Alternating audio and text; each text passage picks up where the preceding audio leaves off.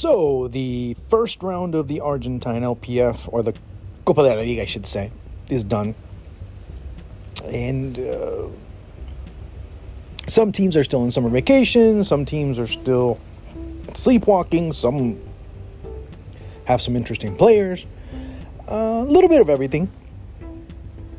River seemed to be having trouble, but to put River in a sense of crisis or in a mode in which form is not favoring them, or whatever the case may be, whatever you end up thinking is kind of unfair after one match, to be quite honest with you. It's still early. Now, like I said during the broadcast, the margin of error is less, knowing that there's very limited match weeks in order to qualify for the quarterfinals. So River do have to get their act together. It seems like they will. There's a lot of new faces in new places. A couple of players need to get back to game fitness. So I think they'll be fine. I wouldn't worry too much about River. I would worry, though, about Boca. Because Boca came out against Colón yesterday sleepwalking. And they sleptwalked through... Is there such a word? Well, if it isn't, then you understand what I'm saying. They just kind of went through the motions for a great portion of that second half. After the Benedetto goal, it just seems like Boca shut it down.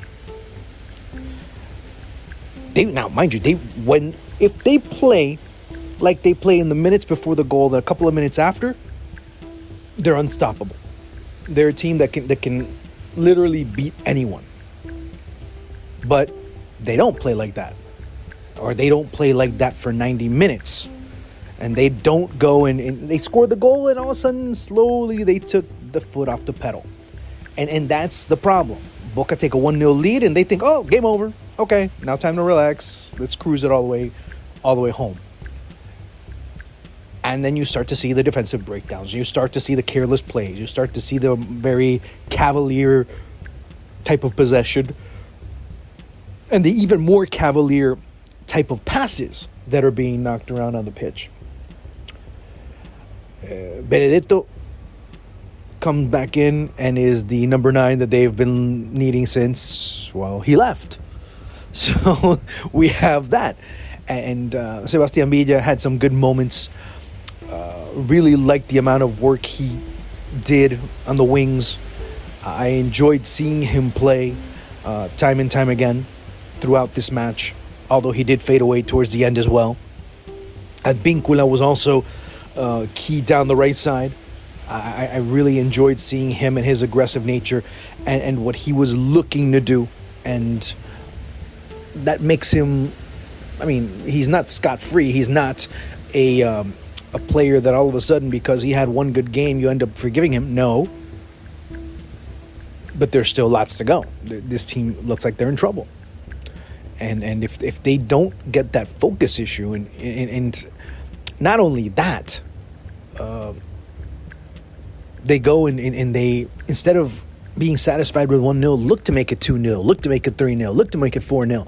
Finish the game off, kill it off. If it's 4-0 with 20 minutes left, okay, you can understand if they take the foot off the accelerator. Not only 4-0 with 20, 30, 40 minutes left, but 4-0 with 20, 30 minutes left, and the other team has absolutely no response because of the way that Boca are playing. That ends up being the problem. Racing, well, they seem to be very who else seemed very interesting? Vélez seemed interesting. Obviously, no Thiago Almada, but you do see more Luca Orellano. So he seems to be an interesting player to look at. Lanús, still a bit disappointing. The same issues that haunted them last semester, haunting them this semester. As of right now, really no one that you can truly say, wow, what a performance. Unión, you can say Unión. And the penalty, you could say, you know what, I have some question marks about the penalty. But then again, if you look at it from the referee's vantage point, he had one look, he had one take, and he made the decision. Was it the right one? Was it the wrong one? Well, I don't know. But still, he only had one take. He said it was a penalty. And you know what? If you only have one take to make a decision, you would have probably said penalty from the get-go. So I don't blame him from that perspective. But Union did everything to kind of neutralize River. They played a near perfect match and got the prize for being able to execute in the way they did. And kudos to them. Could it have been a draw and still justifiable? Absolutely, yeah. It would have been. But still, you did see an Union side that under Gustavo Munua, you saw him being able to really empower his team via transition play. And I think that was very powerful to put River on the back foot at times a little bit and have them doubt their defense. But if there would have been better finishing, I don't think there would have been a doubt in anyone's mind that Union deserved to win. And despite that, I don't think there's anyone thinking that Union didn't deserve to win or made a case to win that match. So we'll see. Again, it's a little thing that I'm going to be doing every so often, recapping the round in the Argentine League. Of course, you can watch that worldwide. For those of you watching in the U.S., you can watch it on Paramount Plus. So will be a pleasure to be doing commentary for that match and many others during the weeks and months ahead. And again, if you have any questions, man, please send them my way. I'll be more than happy to answer them. And I look forward to the next edition very soon.